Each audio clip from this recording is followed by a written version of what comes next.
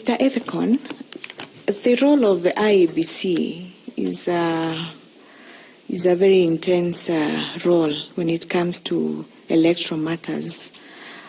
And even though you have a background in the legal profession, do you have any other multidisciplinary skills that can help you as a chairman of the IEBC to be able to deliver your mandate as the chairperson?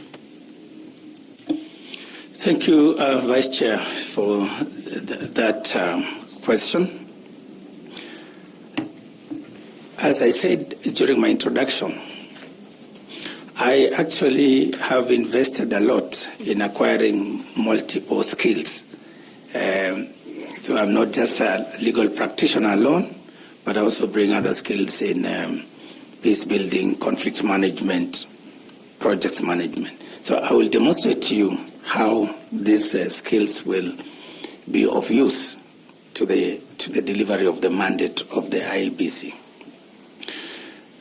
Madam Chair, Vice Chairperson, as a legal practitioner with 2 master's degrees and wide experience, having worked in Parliament,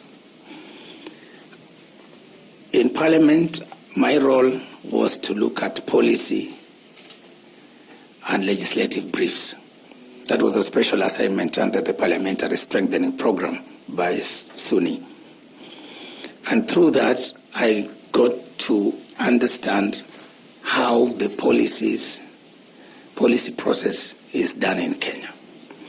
Later on, when I joined the Commission, my role was on research, policy, and legislative review and implementation of international human rights treaties. So I know for sure that IEBC is an institution that is anchored in law, that is supposed to ensure compliance with law, that ensures that our elections are managed in a way that is compliant with the principles that are enshrined in the Constitution. There is an elaborate legal framework that governs our electoral processes and, of course, boundary delimitation, right from the electoral planning, execution, up to post-election review and audits. The boundary delimitation, again, will require that understanding of the procedures, the processes, and the legal provisions around that. There are issues of dispute resolution, again, arising out of the specific mandate of the IEBC. So as a lawyer, I would already be comfortable because I have the knowledge and the tools and to analyze the law, to interpret it, to find it. And more importantly, because my role at the National Commission on Human Rights was actually based on legislative review, I should be able, as the chairman, to lead my commission, commissioners and secretariat and the stakeholders, in proposing, in making a case for reviews where, legal reviews where those are necessary. So for me, that skill of legal interpretation, legal writing, legislative drafting, will be handy. Then secondly, in terms of my knowledge and skills in projects management, for example, you look at a project, we know, of course, elections, sometimes elections generally are a process. But we can also look at an election, a specific election, for example, the 2022 elections that is coming in a few years. We can look at it as a project. You mean 2027? 2027, I mean. The 2022, sorry, Mr. Chair. The 2022 is just past.